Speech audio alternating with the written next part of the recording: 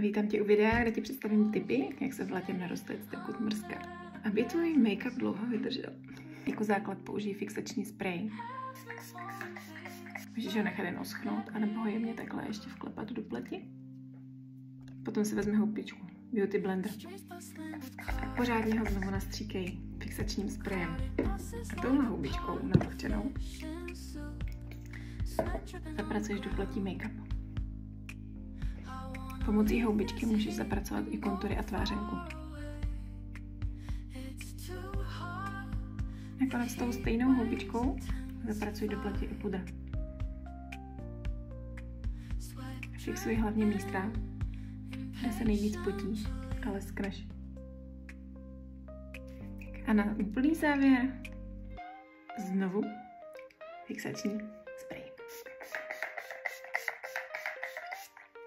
No a s tímhle postupem by tě měl tvůj make-up vydržet netknutý opravdu celý den.